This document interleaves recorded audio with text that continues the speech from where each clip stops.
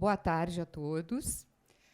O projeto Encontro com o Autor é uma atividade realizada pela Escola de Contas e Gestão, sob a responsabilidade da Coordenação de Estudos e Pesquisa, que conta com o apoio da Biblioteca Sérgio Cavalieri Filho, cujo propósito é convidar autores para lançarem e divulgarem as suas obras literárias para os servidores do Tribunal de Contas do Estado e a sociedade em geral. O tema de hoje é Federalismo sem Juízo. O livro reúne 34 artigos que nos propiciam um debate contemporâneo sobre o federalismo, com análises e críticas dos caminhos ou os descaminhos, vamos saber, federativos no Brasil. Para dar início ao evento, eu gostaria de passar a palavra para o conselheiro Rodrigo, vice-presidente do Tribunal de Contas do Estado do Rio de Janeiro e presidente do Conselho Superior da Escola de Contas. Conselheiro.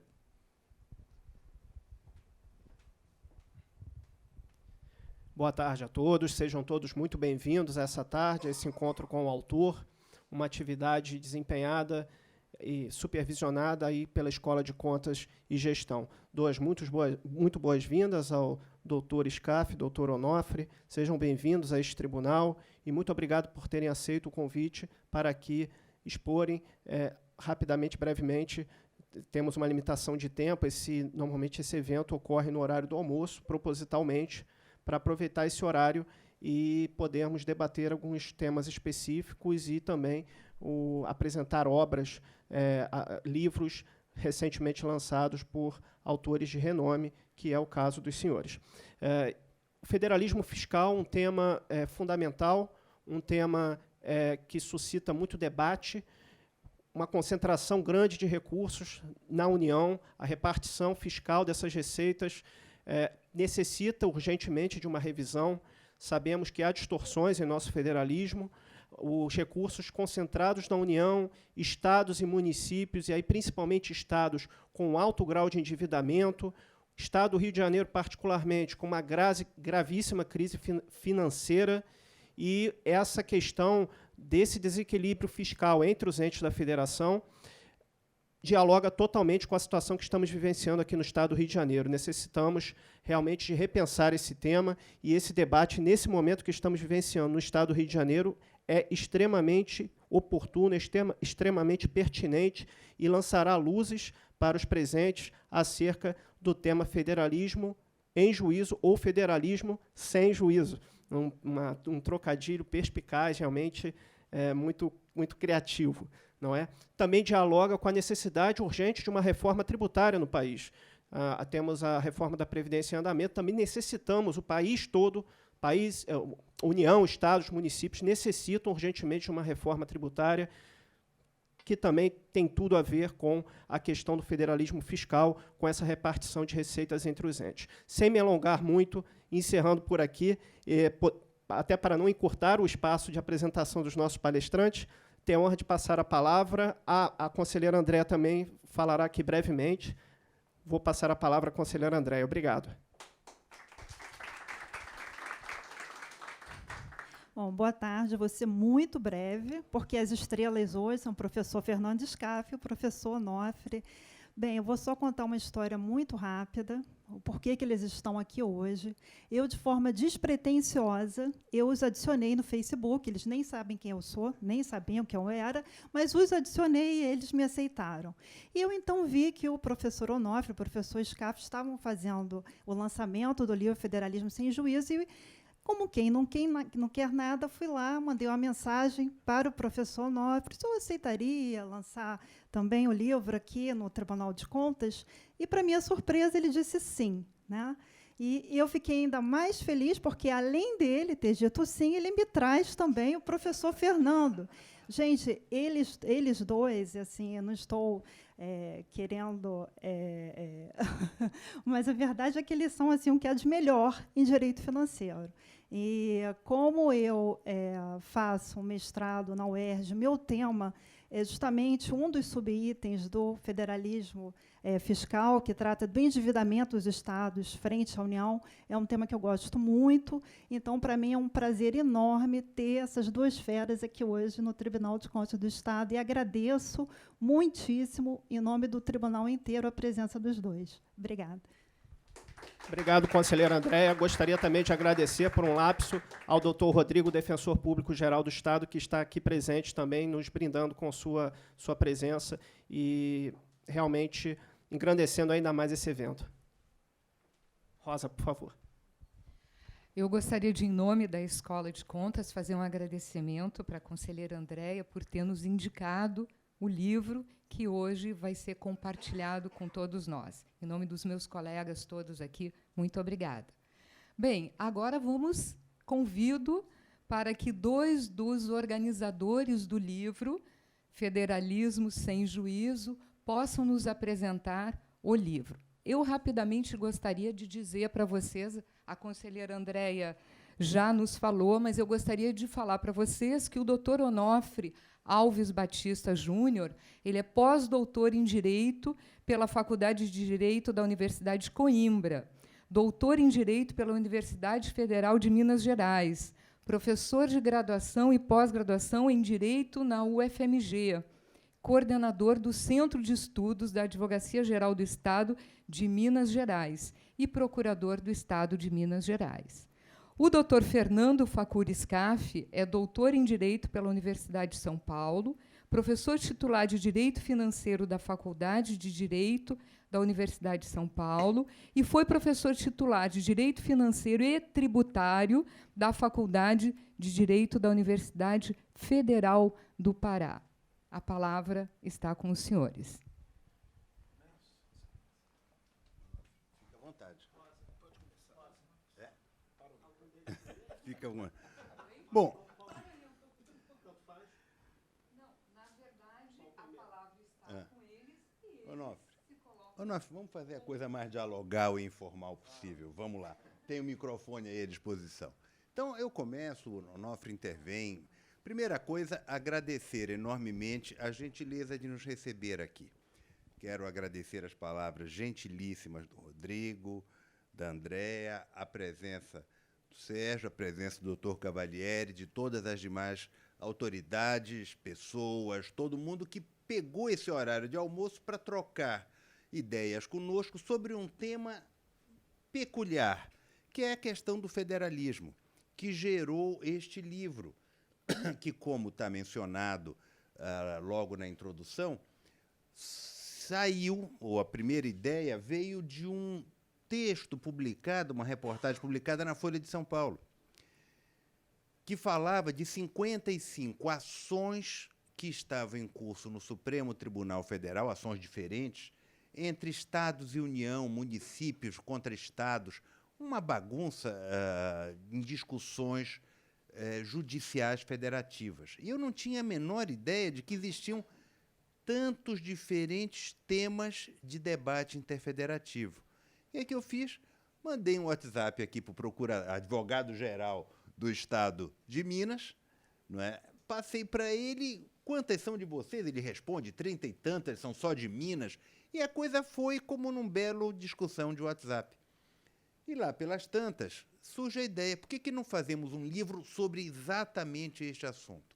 Bom, daí para o livro surgir foi um estalo. Convidamos algumas pessoas, várias delas já tinham esse material debatido, vários, inclusive, procuradores de Estado ou juízes ou ainda professores da matéria, que têm a noção do que estava sendo discutido. Não é um pessoal que fosse parar para tratar disso, a turma já estava andando no assunto. E aí surge o livro, e na hora do título é Federalismo em Juízo, claro. Mas a gente pensou bem e disse, não é só em juízo, é completamente sem juízo, porque não se constrói um país numa estrutura federal, numa estrutura federativa, com tantos litígios e tanta discussão só de federalismo fiscal. E aí, se observarem o índice, vão ver, tem federalismo fiscal tributário, federalismo fiscal patrimonial, Uma parte desse patrimonial envolve aqui fortemente o Rio de Janeiro. É só olhar a questão dos royalties do petróleo, que tem um debate forte de federalismo aqui colocado. Você tem federalismo na dívida, André está estudando isto. Você tem federalismo em diversos aspectos de despesas. Quer ver uma coisa muito interessante no federalismo de despesa? Porque a gente sempre fala do tributário, reparte a arrecadação assim, assado, mas é muito mais que isso. Uma pitadinha só de um federalismo de despesa. Exemplo, e se vê muito isso em São Paulo. Qual é a principal política de saúde do prefeito X? Comprar ambulância. O que ele faz? Ele compra ambulância. O que ele faz com a ambulância? Ele leva os doentes para o município do lado. De quem é o custo de manter o hospital, que é uma coisa caríssima? Bom, é do município do lado. Mas o prefeito bate no peito e diz, não, nós temos ambulâncias, etc. Isso é claro que é um federalismo, uma picaretagem, como é que eu poderia chamar? Um efeito carona. Um efeito carona nessa operação, porque você onera o município ao lado e você sai como um herói porque você é o sujeito que tem as ambulâncias. Claro que aqui você tem uma disputa de despesas colocadas. Então, a lógica do federalismo fiscal ultrapassa apenas aquela ideia de rateio do imposto de renda através do fundo de participação ou do ICMS através do valor adicionado fiscal e por aí vai. É nesse sentido que no país que nós estamos discutindo federalismo. Além do em e sem juízo que está no livro, um grande debate de federalismo está por vir, que é toda a discussão de reforma tributária que está aí, que foi comentado no início. Afinal, uma das reformas, a PEC 45, simplesmente acaba com o ICMS dos estados. A outra, a PEC 110, que vem do Senado, simplesmente cria uma super receita, somando toda a receita federal, toda a receita estadual, toda a receita dos municípios. Vai ser um super fisco. Quer dizer, funciona isto? Alguém ouviu os municípios? Alguém ouviu os estados? Como é que está isso? O Concefaz quer criar um órgão deliberativo dentro da emenda 45, só com secretários de Fazenda, sem a União. Alguém já pensou se isso passa e se isso é razoável? Então, nós temos um debate federativo importante, não só em juízo, objeto do livro, mas também um horizonte federativo muito grande aqui para frente, nessas discussões de reforma tributária e também na redução do tamanho dos estados, que é alguma coisa importantíssima e que passa também por um debate de manutenção e desenvolvimento de políticas nos estados e nos municípios. Afinal, nós moramos nos municípios e moramos nos estados. Ninguém mora na União. A União, de certa maneira, é uma grande ficção que a gente tem e que é uma unidade de país. Claro, não é para abandonar a União, mas as nossas necessidades são muito mais locais do que federais. Então, a lógica de federalismo como um instrumento de bem viver e bem-estar e que possibilite a todos, onde quer que estejam, ter qualidade de vida é uma coisa muito importante. Então, quando se diz que é necessário que alguém viva bem nos confins de onde for, o cara quer morar num município pequeno, ele tem que ter qualidade de vida em município pequeno, em município grande, onde quer que seja.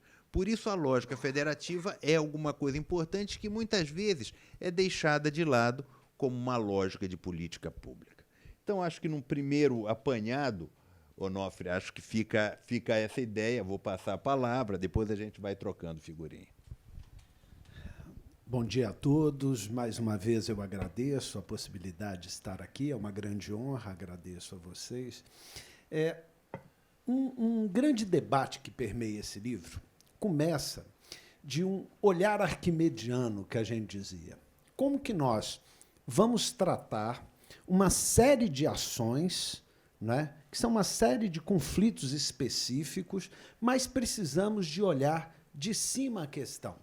E eu vou explicar Eu dizia isso orientando os meus de mestrado ou doutorado, eu sempre falava, quando me chega com um problema, eu quero ver, antes de tudo, qual é a visão arquimediana. Vamos enxergar o problema de cima para depois chegar no problema isolado, específico. Senão, a gente faz uma caminhada de 1000 léguas, começando com o primeiro passo, mas para a direção errada, né?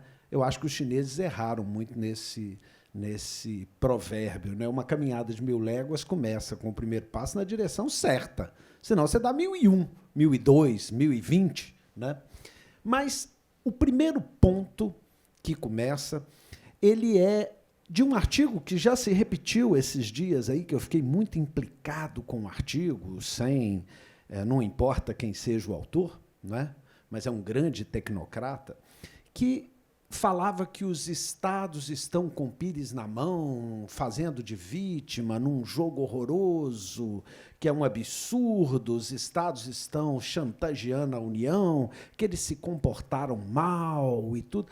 E eu ficava imaginando duas grandes questões. Em primeiro lugar, se esse autor, que é um economista, né, se ele tem a menor noção do que seja federalismo. Em primeiro lugar. Em segundo lugar, se ele tinha certeza mesmo que todos os governadores de todos os estados, em todas as gestões, foram indisciplinados, cruéis e levados, como ele parece colocar.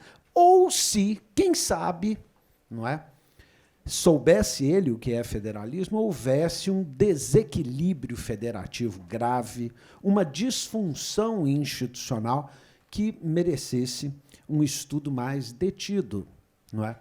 Me parece que essa hipótese é a correta. Nós temos uma disfunção no federalismo brasileiro grave, uma disfunção grave, e que precisa ser corrigida. Não são todos os governadores que foram desobedientes por razões óbvias, não é? Em primeiro lugar, quando nós olhamos para a União Europeia, nós observamos uma grande preocupação federativa, sobretudo com o princípio da subsidiariedade. Não é? 10% mais ou menos do orçamento da União Europeia é voltado para os seus servidores, para a sua organização, aquela avaliação ensimesmada dela. E 90%, na verdade, é 95,5%.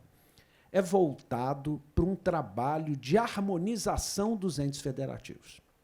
Como harmonizar a ação dos entes federativos? Uma das coisas mais fortes que eu vejo é que o francês, cuja avó foi estuprada por um soldado alemão, se une numa União Europeia para sobreviver na sociedade globalizada. Evitar guerras fiscais, evitar coisas dessa natureza, não é? Enfrentar grandes economias, como a chinesa, a norte-americana, se uniram e se preocuparam, antes de qualquer coisa, com a harmonização tributária, financeira das operações, para poder trabalhar. E uma primeira disfunção. No Brasil, a União, efetivamente constatado, é ensimesmada no seu orçamento, nos seus tributos e na sua função. Não há a menor preocupação na harmonização da política dos estados. Zero. Zero. Ou seja, os tecnoburocratas da União não têm a menor noção do que seja federalismo. Não é uma gestão para a federação, é uma gestão que surgiu no Império, se desenvolveu a partir do Império, ela é autorreferente, centrada e absolutamente despreocupada. Tanto que nós assistimos no cenário interno guerras fiscais. Se perguntar para os técnicos dos tribunais de contas como evitar guerra fiscal, vocês dão uma gargalhada. Você trabalha na lei de responsabilidade, culpa o governador, processa e acabou. Isso todo mundo sabe. É simples assim. Mas isso, obviamente, deveria vir acompanhado de fundos para desenvolvimento de estados que não tivessem recursos ou infraestrutura para haver uma igualdade, uma paridade de armas. As soluções, todos nós sabemos qual seria a correta. Mas o que nós assistimos nesse federalismo sem juízo? Deixaram a guerra fiscal acontecer, deixaram a base consumo se minar, explodir e criaram contribuições que invadiram a base consumo. Ou seja, e isso eu ouvi de um técnico federal, se aproveitaram da guerra fiscal para invadir a base consumo dos estados e o fizeram com contribuições. E pior, depois desvincularam 30% das contribuições. E chegam hoje para nós e falam assim, a Previdência tem problema. Tem. O problema não é futuro. O problema é o rombo do passado. Mas o rombo do passado, 30% de tudo que se arrecadou das contribuições sociais foram desviadas para o orçamento da União. Era superavitária por mais de 20 anos. E foi todo o recurso desviado. Não entro eu hoje no debate se é preciso fazer ou não, porque está aí, o problema está aí. O problema é o que esse federalismo sem juízo gerou. E pergunto hoje, não é? Nós, servidores públicos, ou somos os culpados por algo que não fizemos. E está aí toda disfunção à mostra. Quando nós olhamos, no caso de Minas Gerais, por exemplo, vejamos uma outra distorção que nós apontamos, não é? No caso de Minas Gerais, quando desoneraram a exportação de commodities. Minas vive essencialmente de exportação de minério, desde que o mundo é mundo, né? Imaginem vocês que a Vale do Rio Doce tem um lucro anual em torno de 50 bilhões de dólares. A receita tributária mineira é em torno de 60 bilhões de reais. E nós recebemos de royalty por ano 250 milhões, 0,25 bi por ano. E um detalhe, 90 e tantos % vai para o exterior e 0 de tributo para Minas Gerais. O resultado é morte de 300 mineiros em barragem rompida, estradas danificadas. E a herança deixada, quem conhece Itabira sabe, nada. 0. É uma cidade de faroeste, abandonada hoje. Quando a mineração acaba o seu papel, não sobra nada. E vejam bem, na época, Fernando Henrique Cardoso, para garantir a paridade do dólar, não é? Quiseram manter a desoneração das exportações, mesmo havendo uma margem enorme, que hoje não existe mais. Hoje não dá para onerar a exportação. No entanto, a promessa de compensação nunca foi cumprida. O resultado hoje são 150 bilhões de reais de compensações não feitas, quando a dívida mineira para com a União é em torno de 90 bilhões. Na Selic capitalizada. Vejam o desastre que isso se tornou. Eu me recordo que na audiência da Candira, agora, segunda-feira retrasada, que eu estava lá, um grande economista da União, que representava o Tesouro Nacional, bradou lá, olha aqui aumentou as exportações, mas aumentaram as importações também. Olha aqui. Eu acho que, no momento de ira completa, eu, em plena audiência, na frente do ministro Gilmar, viro e falo assim, isso que dá entender o Brasil do painel de controle de Brasília. Você acha mesmo que o aumento das importações, e com isso do ICMS importação, se deu no mesmo estado que promoveu as exportações?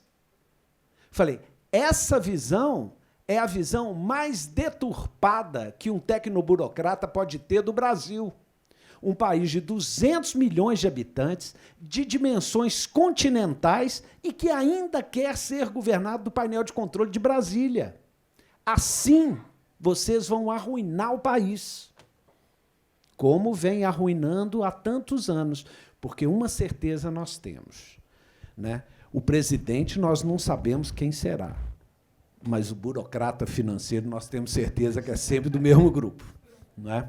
E o interesse dominante é sempre do mesmo grupo. E eu respondo, e aí finalizo. Os estados cuidam substancialmente de quê? Senhores, educação, 82% das despesas de educação do país são dos estados. Saúde, o SUS começou com 80% de encaixe da União, hoje é menos de 40%. E a conta veio para os estados, sobretudo. Segurança, quase tudo é dos estados. Sistema prisional, quase tudo é dos estados. Eu pergunto, o que temos do outro lado? Previdência, que foi desviado 30% para o Caixa da União, e pagamento de rentista. Ou seja, uma perversão do modelo que privilegiou o rentista em detrimento do direito do tributo.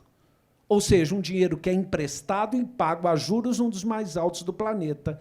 Ou seja, quando perguntam sobre a falência dos estados, eu acredito que nós temos muita coisa para discutir, não é? Muito antes dos autores que trabalham com teoria dos jogos, SCAF, para apurar a relação de... Se eu fosse da banca, eu reprovava, juro que eu reprovava. Falando teoria dos jogos, como é que chama o negócio do sobrevivente? Não, é o do... dos comuns. Dilema dos comuns. Meu Deus, a menina leram análise econômica do direito, mas não conhecem os pressupostos. Escreveram uma estultice com jogos, falando jogos, como que os estados chantageiam e tal. Eu falei, meu Deus, como é que pode? Talvez devesse entender, antes de tudo, o que é federalismo. E isso, o artigo 1º da Constituição fala de cara. A República Federativa do Brasil, formada pela União, com letra minúscula, dos estados e municípios. Rico em simbologia, já temos o artigo 1º, que, creio eu, é a base de tudo que foi falado depois. Bom, não sei se partimos para a pergunta, porque, senão, a gente continua falando aqui. Se deixar... Nós falamos vários dias. A gente vai aqui na fúria, na boa. Sem dúvida. Porque esse é um tema muito rico e, claro, cada qual de nós vai ter o seu desenho de federalismo. Não tem dúvida, não existe um desenho universal. Se nós olharmos as federações ao longo do mundo, você vai olhar o Canadá, é completamente diferente do resto, entendeu? Você vai olhar a África do Sul, também diferente, a Áustria, diferente. Então, cada qual tem o seu peculiar organização. Sem falar nos Estados Unidos, que ali não tem modelo igual. Já imaginaram a gente adotar o sistema norte-americano? Cada estado tem um código de processo civil? Já teve isso no Brasil antigamente.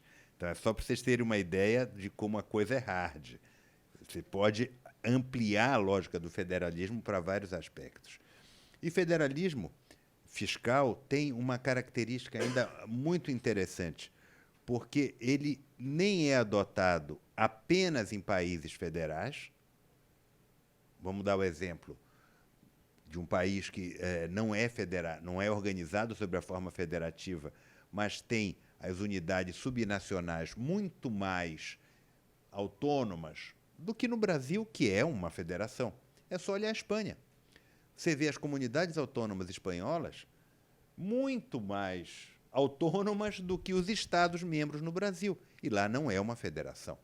Portanto, o tema do federalismo não é só um tema do federalismo, mas sim um tema que se diz respeito à autonomia das unidades subnacionais.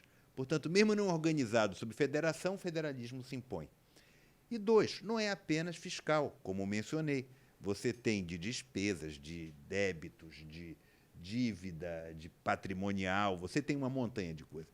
Então, é um tema que diz respeito a vários aspectos do nosso cotidiano e, repito algumas vezes, a gente se perde achando que é sempre um problema menor e não, é um problema central. Como apontou Onofre, vários dos trabalhos estão apontados.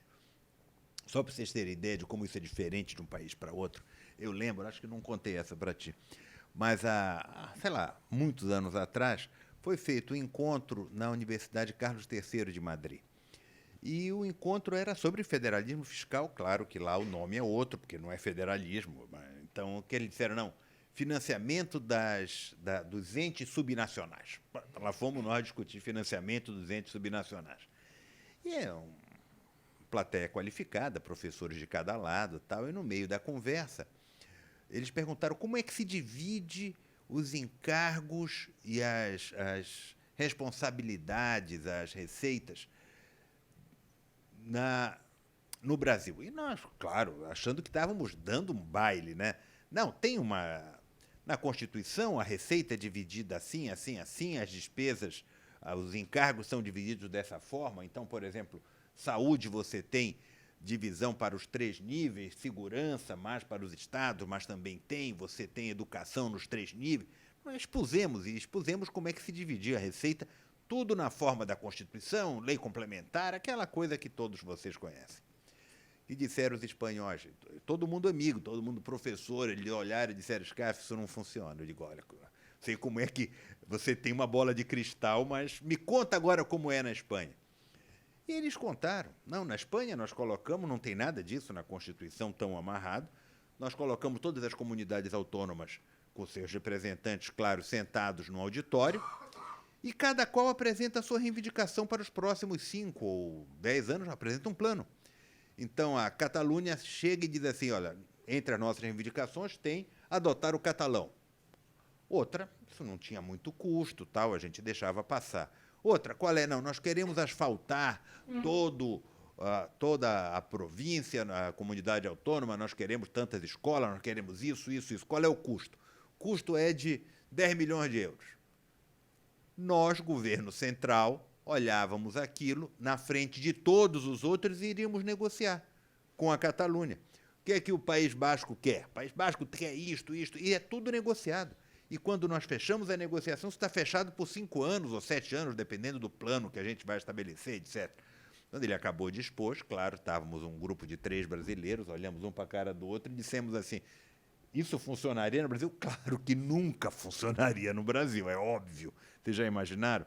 Então, estou só dizendo, e faço questão de destacar esse ponto, para mostrar a vocês que não existe um modelo perfeito e acabado, não existe algo que a gente diga, vamos importar, não. Isto é, para cada país, para cada época, para cada dinâmica. 2, cada país tem um modelo que funciona para eles. E 3, acho que o nosso modelo não tem funcionado satisfatoriamente para nós. Acho que existe uma concentração de muito poder econômico na mão da União, com esta, vamos chamar de retirada das contribuições, criação das contribuições e desvio das receitas estaduais, sem dúvida nenhuma. A questão da DRU é uma questão importante. Toda a questão da concentração das dívidas interfederativas na mão da União também é um problema. Ou seja, problemas não faltam para a gente dizer o que está acontecendo no país desse desequilíbrio. Claro que nós podemos dizer, ok, como é que resolve? Não tem como resolver num estalar de dedos, senhores, mas nós podemos tentar não agravar o problema. E muitas vezes, se a gente aponta que o problema existe, a gente começa a ver ou tentar buscar soluções para ele. Se é um problema que está escondido, ninguém olha, não tem como buscar soluções. É nesse sentido que o livro aponta, alerta, para dizer, olha, já está judicializado uma montanha de questões, tem várias pessoas estudando esse negócio, está quase tudo no Supremo Tribunal Federal, tá certo? Nós tivemos lá lançando no Supremo, tem 2 semanas, 3 semanas, sei lá. Bom, dias atrás, tivemos lá, estava lá Fachin, Lewandowski, Toffoli, os caras olharam e disseram, puxa, tem uma montanha de coisa nossa aqui. Eu digo, é isso mesmo. E a gente veio lançar aqui para vocês olharem e dizerem, olha, tem coisa de vocês aí, deem uma olhada nisso. Agora, não esgota no olhar do retrovisor, que são as ações judiciais, e sim um olhar também no para-brisa, quer dizer, qual é o futuro, por onde é que a gente está andando. Por isso o destaque, não abordado no livro, mas mencionado aqui, da questão das reformas tributárias e de tudo mais que tem no porvir desse debate federativo. Ok? Um dos artigos, e ele vem bem perto do trabalho do Tribunal de Contas, e ele retrata um problema atual, né, que esse até eu não tinha colocado lá ainda.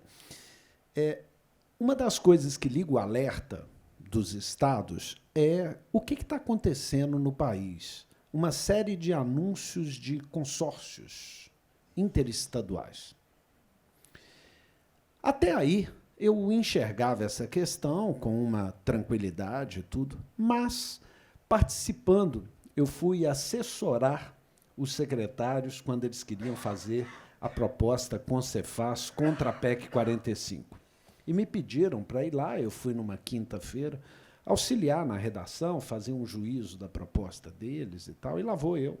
Pego o avião, vou para Brasília, participar da reunião do Confas e assessorá-los lá. E uma das coisas que apareceu de cara, eles não aceitam os técnicos da União participar do Conselho Gestor do Tributo Unificado sobre o Consumo. Definitivamente. Essa é uma pré-condição, não tem conversa. Não aceitamos aqui os técnicos da União. Aí eu vinha olhando aquilo e falei assim, mas por quê? A experiência do Confas é uma tragédia, eles dirigem, falseiam informações, eles avacalham tudo, tentam boicotar o Confas. Definitivamente os secretários de Fazenda não aceitam a participação de técnicos da União e bateram o martelo. Isso me trouxe à lembrança uma das questões que foram abordadas no livro, que é uma ação que Minas Gerais moveu contra a União. Pasme. Uma ação de prestação de contas do Fundo de Participação dos Estados. Uma ação de prestação de contas. Sabe por quê? Porque os estados nunca conseguiram apurar o que está dentro da caixa preta. Nunca. E existiam fortes indícios de que havia receita sonegada aos estados. E tudo se agravou quando o TCU notificou a Receita Federal a dar informações que ela se recusava a dar. E isso foi noticiado nos jornais. Quando eles se recusaram a prestar ao TCU, e eu descobri que já tinha mais de 2 anos que o TCU pedia e não era atendido, metemos uma ação no Supremo de prestação de contas, Minas Gerais exigindo prestação de contas da União do FPE. O ministro Lewandowski deu a liminar, não é? E, no dia da liminar, aconteceu um caso que me chamou muita atenção. Era uma tal de fita, não sei o quê, o número da fita, 57 e tal. Os técnicos da Receita levaram um rolo de fita e colocaram sobre a mesa da audiência de conciliação. O rolo de fita. Eu falei que aquilo era litigância de má-fé, mandei que aplicasse, foi um Deus nos acuda para tranquilizar a questão. Não é? E como o ministro Lewandowski havia pedido a conciliação com uma auxiliar, ela escorraçou o negócio, ameaçou e tudo, mandou que fizessem um esclarecimento da fita. No frigir dos ovos foi um desespero, não é? Porque viram que o caldo, a chapa ia esquentar, e os estados, eram 25 estados na ação, queriam que a chapa esquentasse ao fundo, que torrasse os pés mesmo. E, de primeira, 14 bilhões de equívocos foram apurados em um dia de reunião. 14 bilhões a menos de receita no FPE. Coisas do tipo, pagamentos feitos com precatório, receber compensação de precatório, não compartilhava. Encontro de contas, por exemplo, eles admitem que se você pague dívidas de IPI, imposto de renda, com crédito de COFINS. Isso, só que um é compartilhado, o outro não é. Isso já dava um rombo de quase 10 bilhões. E assim por diante, pequenos equívocos. Na primeira reunião, 14 bilhões a menos de repasses. Ora, é de se estranhar que a reação do secretário de Fazenda, até hoje, nós não conseguimos os códigos, mais de um ano depois, para decifrar tal fita. Esse tipo de coisa nos levou a uma proposta que é relatada, e essa é muito interessante, que nós tivéssemos um auxiliar, um perito, o Instituto Rui Barbosa, do Colégio de TCS, e foi deferido. Nós fomos com o conselheiro Sebastião Elvésio, com o conselheiro Cipriano, salvo engano, do Pará, não é? Cipriano Sabino, para uma reunião no TCU para nos fortalecermos para conseguir auditar as contas da Receita Federal do Brasil. Esse é o federalismo que temos. Quem audita a União? Ela faz o que ela quer, ela passa o dinheiro que ela quer. A nossa proposta é uma auditagem permanente do Instituto Rui Barbosa nas contas da União. Isso está na mesa do Lewandowski para ser decidido. É um dos temas abordados aí e talvez o que mais tenha nos chocado. Para quem é do Tribunal de Contas, imaginar uma questão dessa é impensável. É impensável. O TCU não tem acesso aos dados da Receita. E, quando tem, às vezes faz uma atrapalhada, igual aconteceu no da Candir, que alegaram que os repasses tinham acabado, porque 90% do tributo do ICMS estava no destino. Isso fere o bom senso. É claro que não.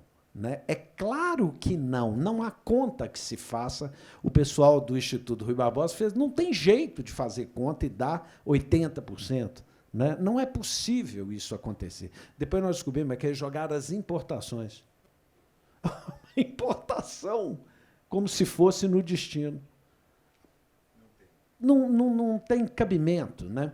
E o pior não é isso, não. A Constituição fala assim, os repasses terminam quando pelo menos 80% estiver no destino, nos termos da lei complementar. Pelo menos pode ser até 100%. Nos termos da lei complementar, que é exatamente o objeto da ação de inconstitucionalidade por omissão, ou seja, é uma estultice, é um absurdo, é uma coisa que não faz o menor sentido. Né? E foi fruto de uma pressão, que se diz, da Receita Federal, ameaça de não repasse de recursos. É um absurdo tudo isso que acontece. E hoje foi nomeado na audiência do Gilmar Mendes, essa de segunda-feira que eu me refiro, os estados precisam mandar representantes, Minas botou o secretário da Fazenda, e o conselheiro Sebastião Elvésio é o outro representante do estado de Minas Gerais. O Instituto Rui Barbosa, né, se fez presente junto com o estado de Minas Gerais para enfrentar a questão federativa nessa audiência ampla. Essa é a interface que a gente vê nesse relato dessa ação, que talvez seja uma das mais curiosas que eu já vi e que mostram que esse federalismo efetivamente não tem o menor juízo. Falando desse caso, tem um aspecto interessante, que é esta ação da Lei Candir, vamos lá, ADO 25, relatado pelo Gilmar Mendes. Vamos lá, turma que estuda processo civil. A ação tinha transitado em julgado. Ela pode voltar a tramitar sem rescisória? Pode? Claro que não. Claro que não. O que é que foi feito? Não tem nada de processo civil. Os caras aplicaram processo constitucional, que é uma coisa diferente. Disseram, não, desarquiva. Pedido da União, pedido dos estados, desarquiva, entendeu? Por requerimento. Está lá no despacho do ministro Gilmar. Desarquiva, faz conciliação e vamos ver se funciona, porque o que a gente decidiu, nem o TCU fez e nem o Congresso fez. Portanto, não adianta a gente insistir. Mesmo transitado, o que é mais interessante é eles dizerem, mesmo transitado em julgado, desarquiva e prossegue. Eu achei fantástico. O que prova que você... Não, e é interessante porque põe em xeque algumas coisas. Prova que você não pode usar ipsiliteris diretamente o CPC para o processo constitucional. Quer dizer, o CPC é uma bela indicação para o processo constitucional, mas não é exclusivo. O processo constitucional tem instrumentos, características, princípios informadores próprios, diferentes do processo civil comum, que também, por sua vez, é diferente do processo penal, etc., e do trabalho, e por aí vai. Os processualistas têm uma montanha de coisa para analisar a partir daqui. Mas repara como é interessante, num debate interfederativo, você ter chegado a este ponto. Não é? Não Os sei se efeitos chegamos no horário. reflexos, né? É isso. Uma das coisas mais curiosas que hoje no direito a gente tem são os efeitos reflexos. Não é? Você vê, o direito ambiental todo é construído em cima de efeitos reflexos. Ele é o direito dos efeitos reflexos no meio ambiente, né? As externalidades. E quando você olha hoje o direito financeiro, uma das coisas mais curiosas, conselheira, que eu vivi, quando eu assumi como advogado-geral do Estado, em janeiro de 2005, eu era tributarista.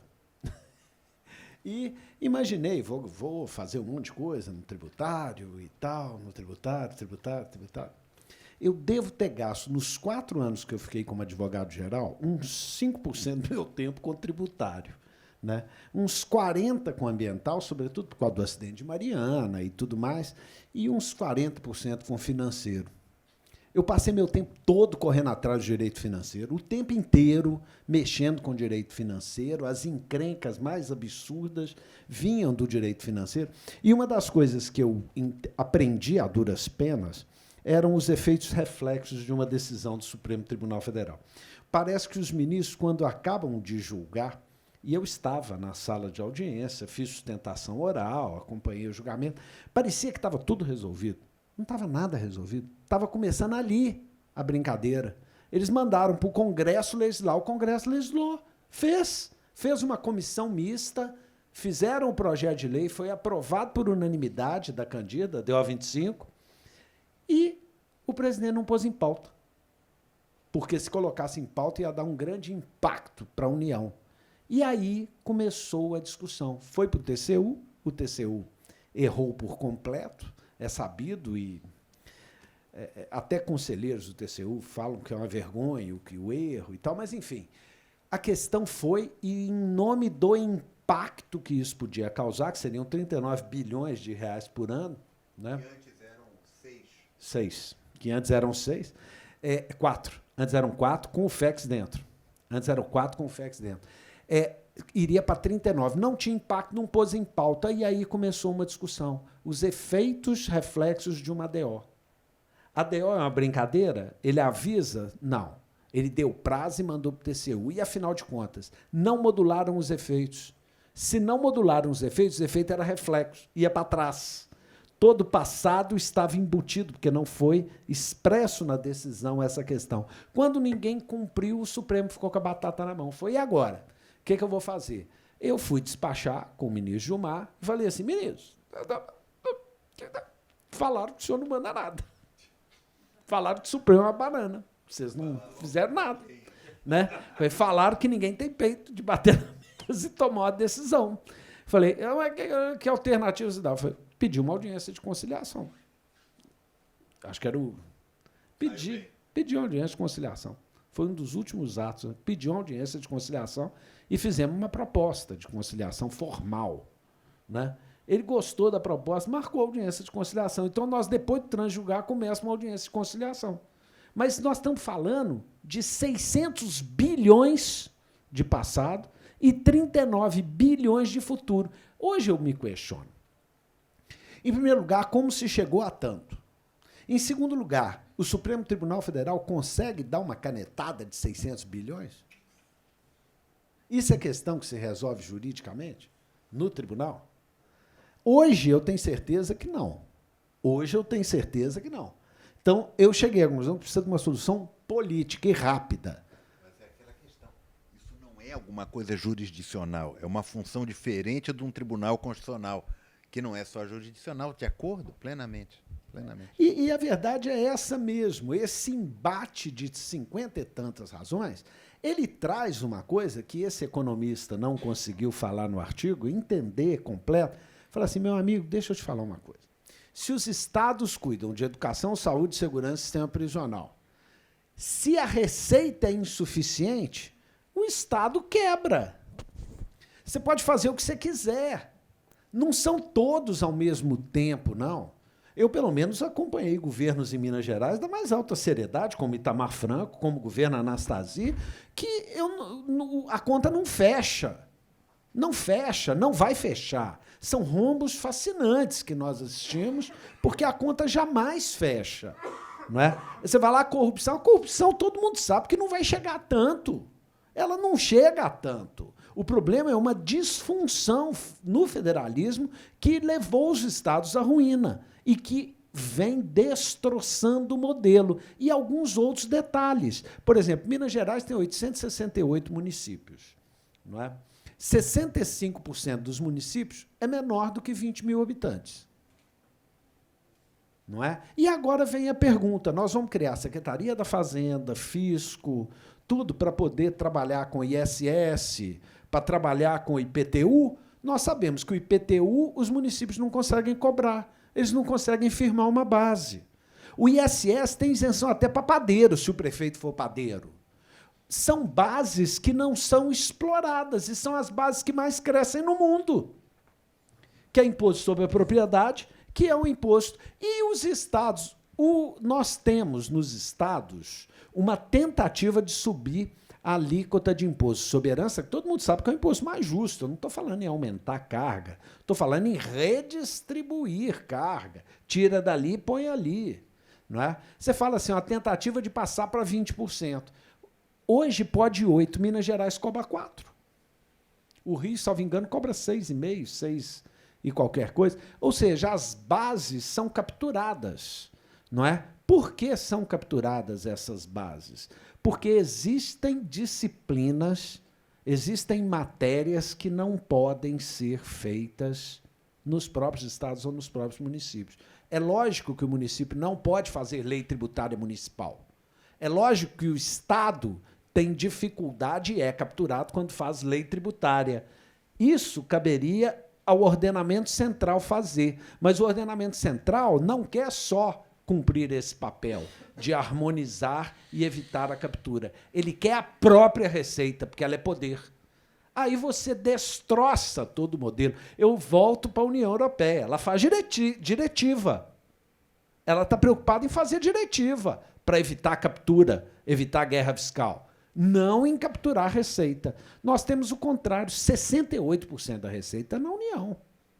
Quando educação, saúde, segurança e sistema prisional estão nos estados. Aí pergunta, por que a segurança está ruim? Eu respondo, não tem dinheiro. Por que está ruim o sistema hospitalar? Eu respondo, houve uma descentralização de despesa e uma centralização de receita. Então, o país está disfuncional. Houvesse um federalismo de fato, nós não íamos estar tão preocupados quem seria o próximo presidente da República. Ok, abrimos. Né? Não sei se a condução agora, porque eu estou olhando aqui o relógio, são 20 para as 2. Se querem abrir para debates, como é que vocês gostariam de fazer? Se não, repito, a gente vai continuando aqui. Vou deixar aqui com a gente. Aqui a gente vai. Eu acho que nós podemos, em geral, podemos abrir por uns minutos de perguntas. São 20 para as 2, podemos fazer 5, 10 minutinhos no máximo de perguntas e depois encerramos. Perfeito. Podemos. À noite nós vamos continuar essa conversa do mesmo jeito que está aqui, como sempre acontece. Aqui, só que entra a professora Isabel, deve chegar à noite. Não, também, aí a prosa então aumenta. Possivelmente o Heleno venha também. A história é, hoje a gente lança esse livro aqui na OAB do Rio, é no centro, não sei exatamente aqui perto. Então, todo mundo convidado, é 18h30, 19 horas, alguma coisa assim. Então, a conversa vai continuar por lá, tá certo? A professora Isabel deve vir também, o que potencializa a conversa para muito mais, deve estar presente também, acho que o Heleno virá também, o Heleno Torres, o Lodi estará o Fabrício. Tem uma montanha de gente aqui do Rio que vem também. Vamos continuar a conversa. A professora Isabel consegue ser muito mais irreverente do que eu, muito mais irreverente do que nós dois juntos. Fácil. Fácil. Então, prosa continua. Então está aberto. Alguém gostaria de fazer alguma pergunta? Na verdade, não se trata de uma pergunta, trata-se da consolidação de uma noção, realmente, que eu acho que o doutor... me ajuda? Onofre, desculpe. Que o doutor Onofre falou que há na Federação Brasileira uma centralização de receita e uma descentralização de despesas. e também vai ao encontro, está em consonância com o que o Dr. Scaff falou também, nesse mesmo sentido, de que o federalismo fiscal não toca apenas nas receitas, mas também nas despesas. Então, gostaria de parabenizar os senhores pelas brilhantes apresentações. Realmente saio daqui com mais conhecimentos a respeito do tema. E aí agradecer a Andréia também pela iniciativa de chamar os 2 professores, brilhantes professores, para essa apresentação. Também tendo a certeza que terei uma colega, uma amiga bem mais preparada, ainda mais bem preparada, para o desempenho de suas funções como conselheira aqui. Alguém deseja fazer perguntas? Eu apenas gostaria de fazer essas considerações. Tudo bem? Boa tarde. Não, assim, queria saber, a gente tem, né, assim, em princípio, a gente tem um sistema federativo, se você pegar em termos de lei, em termos da Constituição, o mais descentralizado do mundo, não é isso? É isso aí, esse com um município de 20 mil habitantes, e menores, inclusive. E, por outro lado, isso levou, paradoxalmente, a um regime quase unitário, né? Que a União controla tudo, tem as chaves aí dos cofres e das coisas. Quer dizer, a gente pode mexer um parafuso aqui, um parafuso ali, melhorar de certa maneira, mas é possível, existe uma alternativa de mudança radical, no sentido, né, de arrancar o problema, sem ter uma mudança constitucional, sem a gente apelar para um sistema como o sistema americano, por exemplo, porque me parece que é um problema sem solução, é um problema que vem da Constituição e dessa divisão de competências, divisão fiscal, que a gente não fica preso nela. Não tem como, pode modificar uma coisa, pode melhorar aqui, pode entrar com uma ação e melhorar a transparência da União, mas, no final das contas, e aí? Essa que é a pergunta. De $1 milhão, talvez. Né? Se você olhar para o modelo constitucional brasileiro, você vai ver uma coisa curiosa.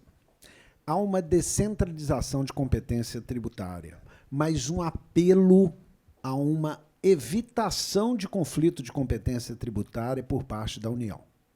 Uma norma que manda que ela resolva conflitos de competência. Não é? Que norma foi feita? Quando feita, ela deixa buracos. Outra coisa, o modelo brasileiro traz a competência legiferante para cima e, em tese, deixa receitas embaixo. Não é? Essa competência legiferante centralizada, ela traz harmonia, em tese, não é? Evitação de conflitos, em tese, política nacional, em tese, e, sobretudo, uma coisa que no mundo de hoje é importante, a evitação da captura. É muito mais difícil fazer um lobby no Congresso de forças estaduais do que fazer no Estado quando forças estaduais estão ali, ou no município quando forças municipais estão ali. Na verdade, o modelo está posto lá, só que ele não é observado. A União centraliza as competências e tenta centralizar as receitas. Nessa queda de braço com os Estados, todos querendo poder. Eu não estou falando que é um malzinho, nem que tem alguém mal por trás. Como que o modelo é disfuncional? A captura foi facilitada do poder dos Estados na medida em que os governadores, que começaram uma política de governadores na era Collor, não conseguiram se contrapor. Observa hoje como vem desenvolvendo colégio de governadores, colégio de procuradores, colégio de TCS. Isso é uma contraposição a esse modelo centralizado. Tenho eu a impressão que temos que reparametrizar essa receita, reparametrizar esse poder legiferante, e se você olhar bem, essa reforma tributária, salvo a captura que a União tenta fazer de mais receita, ela traz algumas coisas interessantes.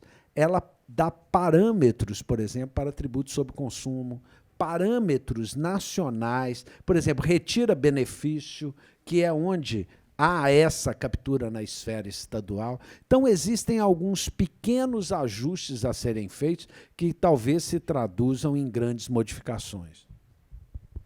Breves comentários. Primeiro, a lógica é que o federalismo em países, em situações como o nosso, de grande desigualdade regional e grande desigualdade social, não pode ser uniforme. Você não pode ter a mesma regra para todos os locais. Não é razoável a mesma regra para o Acre, para o Rio Grande do Sul, para Sergipe e para o Amapá. Não é razoável, simplesmente não é. Então, nós temos que pensar um federalismo assimétrico e não simétrico. Neste sentido, alguma alteração constitucional pode ser necessária, pontual, mas não é uma grande reforma, não é para você reconstruir a casa, como, aliás, o pessoal quer fazer com a reforma tributária. Não é para reconstruir a casa, é para fazer um remendo aqui, um remendo ali, que são necessários, mas não é para reconstruir tudo. Nesse sentido, você tem que verificar que a impressão que dá no Brasil como um todo, e aqui eu estou viajando na história, é como se tivesse as normas jurídicas operando de um lado, ou escritas de um lado, e elas giram na prática por outra dinâmica. É como se você dissesse: não, você tem que tratar desigualmente aos desiguais. Você, ali no artigo 3º, inciso 3º da Constituição, fala em respeitar ou reduzir as desigualdades sociais e regionais, etc. Mas, na prática, a norma não funciona. Ela trabalha por uma outra instância.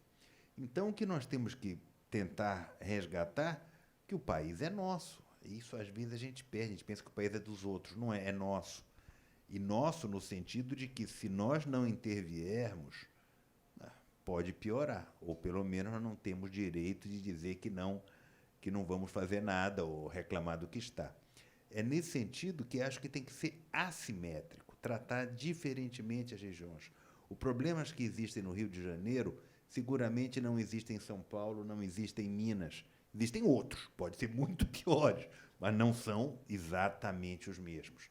Portanto, o tratamento de segurança, saúde, no lado da despesa, e o tratamento do lado da receita não pode ser igual. Por isso que tem que se pensar de maneira assimétrica e não simétrica. Ok? Um exemplo desse caso foi o reparo feito na proposta API pelos estados. Na hora que falou assim, não tem benefícios. Tudo bem, eu posso fazer um ICMS sem benefícios por causa da captura. Tudo bem, tudo bem. Mas e a política de distribuição de renda? Eles falam, vamos fazer uma norma? O Pará não vai distribuir do mesmo jeito que Minas Gerais, do mesmo jeito que São Paulo. Isso é um problema dos estados. Ele, não pode ser deixado. Isso é um problema dos estados. Você fala assim, a norma geral retira o benefício do ICMS. Ok? Ok. Ele não funciona bem. E a redistribuição de renda? Cada estado faz a sua. É um exemplo claro, assim, o que pode ser unificado e o que não pode ser unificado. Uma coisa interessante, só para pensar por um outro lado, saindo da caixinha. Repara que é bem saindo da caixinha. A lógica de leis complementares como leis federativas é uma coisa muito interessante no Brasil e reduz o federalismo. Quem alertou isto para mim, certa vez, papo de café, não nada, nenhuma grande palestra, papo de café. Professor aqui, emérito professor aqui, Ricardo Lobo Torres, que uma vez o Ricardo, conversando assim, ele disse assim, Scaff, já tentaste para isso? Que a lei complementar em matéria tributária amarra o federalismo, porque ela unifica. Se você acabasse com a lei complementar em matéria tributária, cada estado regula como quer as regras estabelecidas. Não tinha me dado conta. Ricardo tinha razão nesse ponto. Claro, eu não sei como é que funcionaria na prática. Íamos acabar com 27 ICMS diferentes, etc.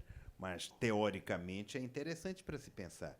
Então, ficam os ajustes para a gente pensar um pouco fora da caixinha e ver como é que operacionaliza isso aqui.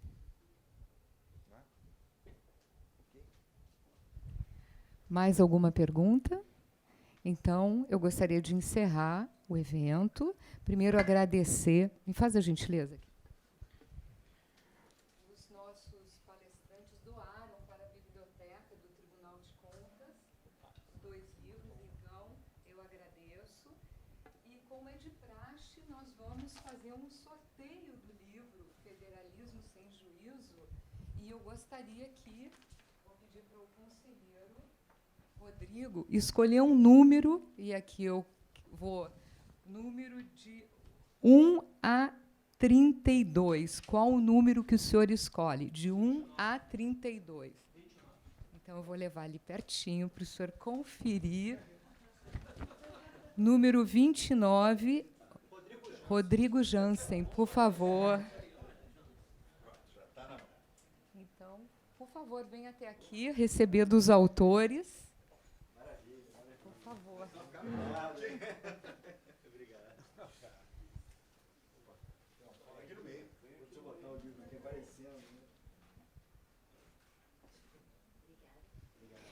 E agora eu gostaria de convidar a conselheira Andréia, por favor, para fazer a entrega do certificado para o professor Onofre, por favor.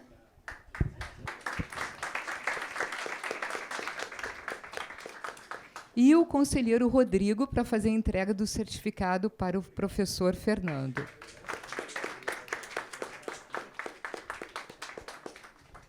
Muito obrigado a todos e até a próxima edição.